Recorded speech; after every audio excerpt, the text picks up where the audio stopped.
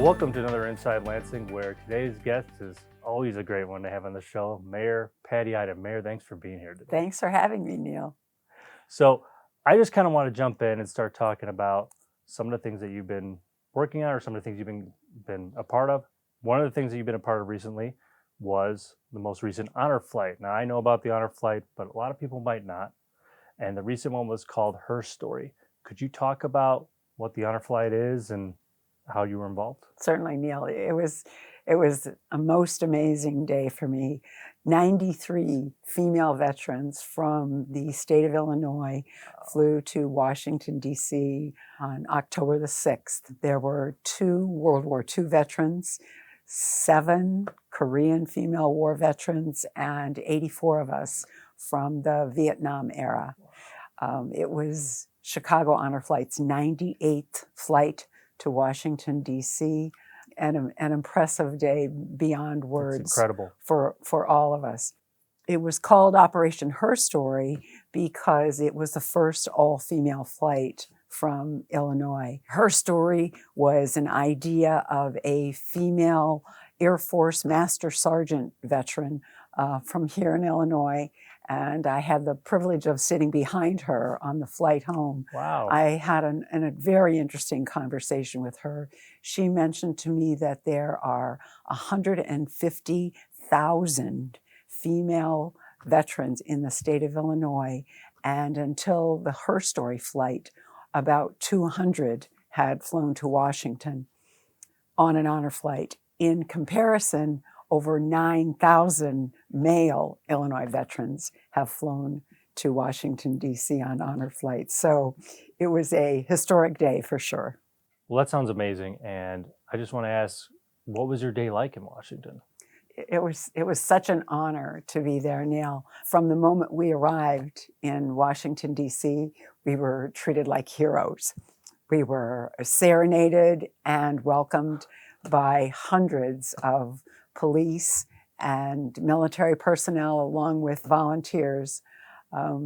We were given a police motorcycle escort into Washington, D.C. proper.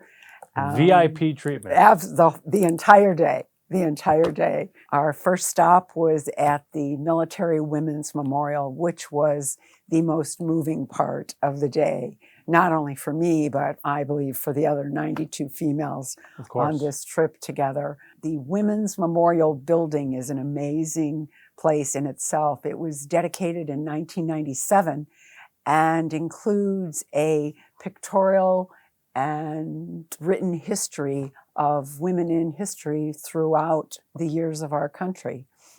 I learned that over 3 million women have served our country in the military since the Revolutionary War. Wow. Women have been involved in every war and conflict that our country has been involved in since a century ago, more than a century ago. We had lunch inside the Women's Memorial Building where our 2 World War II veterans were honored with birthday cake.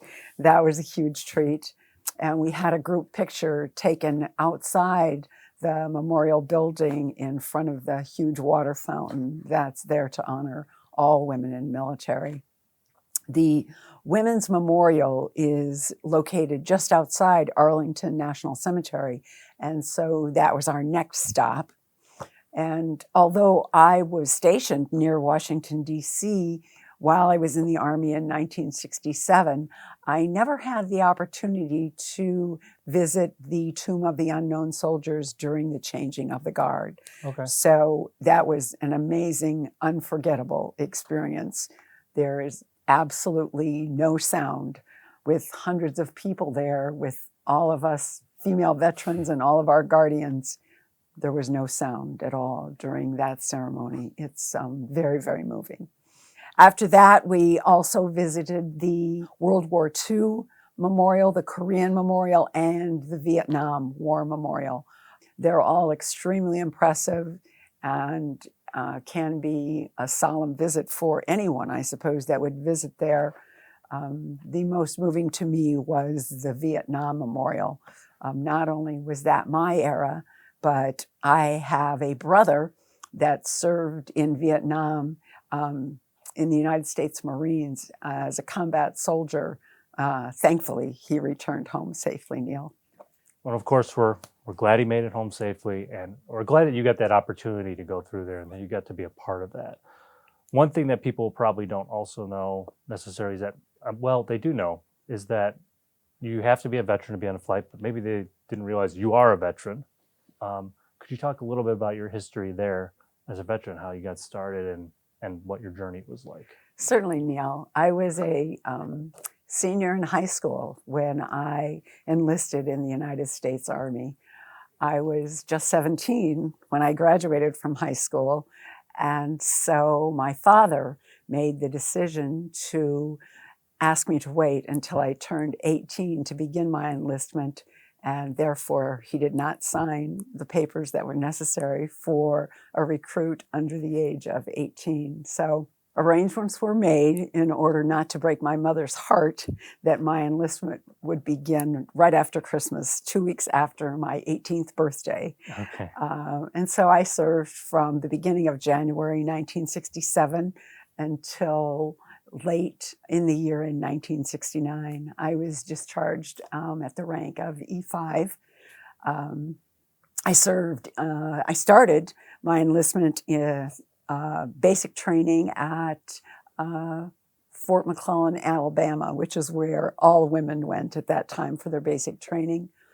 About halfway through that basic training, I was pulled from my platoon and sent to a leadership school. I still graduated with my platoon, but never really got to interact with them those last few weeks, which I kind of missed.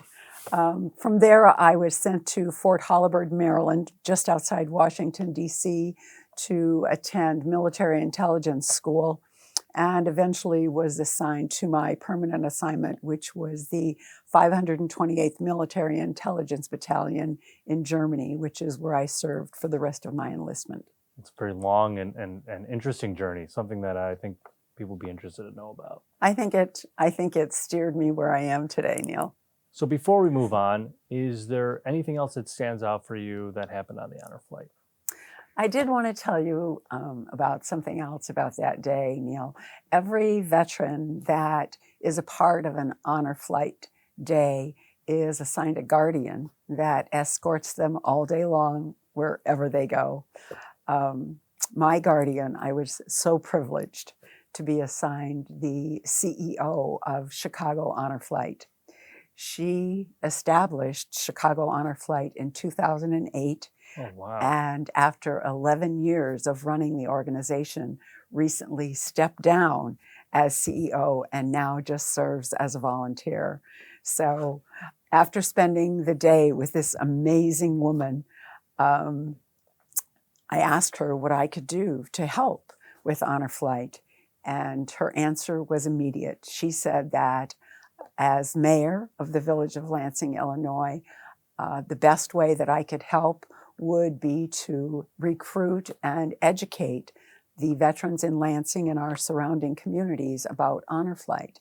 She explained to me that some veterans are reluctant to take this trip. However, with no exceptions, the ones that do are always happy that they went and thankful for the day.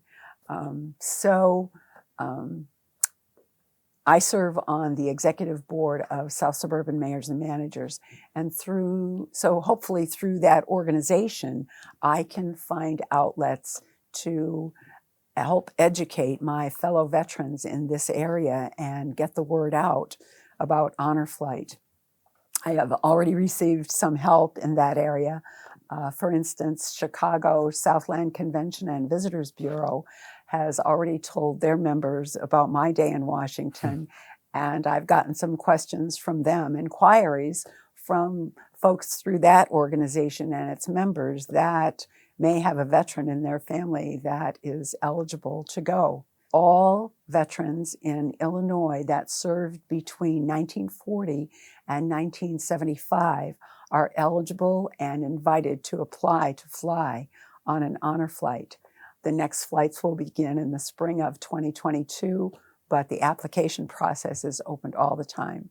Just folks, put it in right away if you want to. absolutely, Neil. And folks can learn about Chicago Honor Flight through their website, which is chicagohonorflight.org, or they can contact me at my office and I can help them through the process. Well, again, we are glad that you could be a part of it and get the information out to people about the honor flight. We always look forward to hearing about. We've had other people in town go on the honor flight, and we've covered it. So we were glad you got to be a part of that. I think it was very special for you. It was. Thank you, Neil. Talking a little bit about Lansing now, switching gears a little bit here.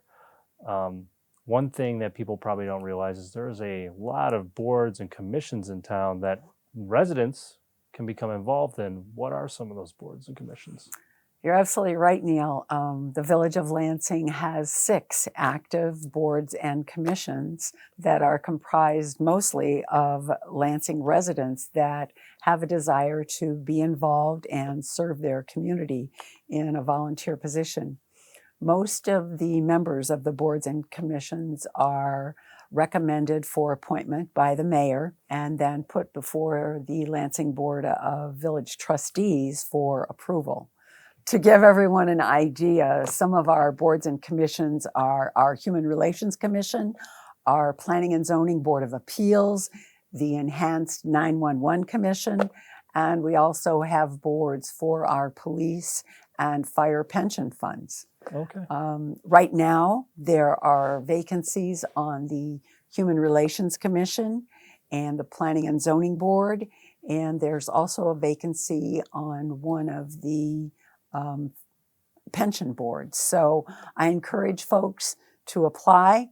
In the Looking at Lansing Fall 2021 edition, there was a lengthy article about all of the boards and commissions.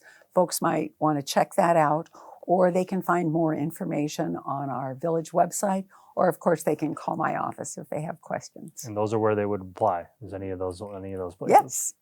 Great. So another aspect of being mayor that we probably don't talk about a lot on the show, but it'd be nice to kind of elaborate on, is that you end up working with a lot of outside officials and government officials that aren't from Lansing. What is that like, and who have you worked with? Neil, I'm very pleased that over the last 4.5 years, we have established excellent working relationships with our local area elected officials and agencies. I mentioned to you that I serve on the South Suburban Mayors and Managers Executive Board. I'm also on their Transportation Committee. The SSMMA is an intergovernmental organization that jointly serves 45 South Suburban communities. We work together on issues such as transportation, economic development, infrastructure, housing, and zoning, just to name a few. That agency is the best example of different governments working together, and I'm very proud of Lansing's position within that organization. On a different level, we have great working relationships and have established friendships with our state representatives, Marcus Evans Jr., Representative Nicholas Smith, and also with State Senator L.G. Sims. They have established a greater interest in Lansing because we communicate with them very often. You may recall that at my invitation, Congresswoman Robin Kelly spoke at an event that we had in celebration of the centennial of the 19th Amendment. I do recall that. During the pandemic, Yeah. which was an amazing day, and it was an honor to have the Congresswoman right here in Lansing for that. A couple years ago, we hosted an event for Cook County Commissioner Stanley Moore, and Cook County President Tony Preckwinkle came along with him. Several hundred people joined in that meeting that we had at our historic Ford hangar. So that was the beginning of an excellent relationship that we now have with Cook County Commissioner and President Preckwinkle. Most recently, Neil, just a few weeks ago, we hosted a Ridge Road walking tour with Cook County Treasurer Maria Pappas and her staff. Together with my administration and our staff, we are working together with them to ensure that Lansing businesses and residents take advantage of all the exemptions that they are eligible for in terms of property taxes. So we continue to work on those relationships and will continue to do so in the future too, Neil. Well, as we approach the end of the interview, I wanted to lastly touch on, of course, probably the biggest thing in Lansing, I would say, is Fox Pointe. And I think a lot of people remember 2020 was a rough year, and Fox Pointe unfortunately had to be closed for that year due to the pandemic. But we came back strong this year. We had a great season.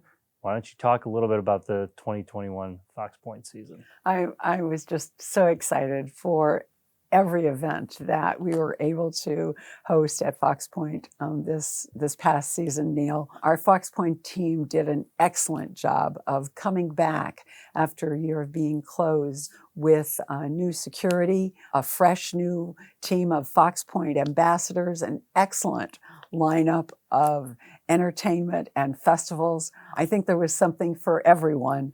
And there are so many people that come to every event, no matter what it is, just because they love being there, like you and I do. And speaking of loving it, what did you love most from this year? What was maybe your favorite performance or moment from the year? It's no secret, Neil, that the Northwest Indiana Symphony's performance this past summer at Fox Pointe was my favorite event of the year. It was a perfect evening weather-wise. The symphony brings a whole different atmosphere to our amazing outdoor venue. The symphony was so delighted to be at our very own Fox Pointe. They have already asked to be scheduled again for next summer. Yes, we got them again. It certainly looks that way. So I'll look forward to that very, very much for 2022, Neil. Well, Fox Pointe isn't exactly done yet. We still have a few more events coming up. Why don't you talk a little bit about the holiday season, what we can look forward to there? Well, first of all, Neil, the Halloween Scarecrow Contest and our hugely successful trick-or-treat event at Fox Pointe just a couple of weeks ago is going to be pretty hard to beat. But we do have an exciting lineup for the December holidays at Fox Pointe. Folks will have an opportunity to participate in the tree display again this year. Sponsorships for live trees are now available, and folks from churches, businesses, organizations, even families can decorate their tree with their family traditions, which is near what Bud and I are going to do. We have purchased our live tree sponsorship, and we're looking forward to decorating it near the end of November. We're looking forward to seeing that tree. We're looking forward to so much more with you over the next coming year. And I just want to thank you again for being on the show this year. Thank you, Neil. It was a pleasure to be here. And thank you for watching. We'll see you next time on Inside Lansing.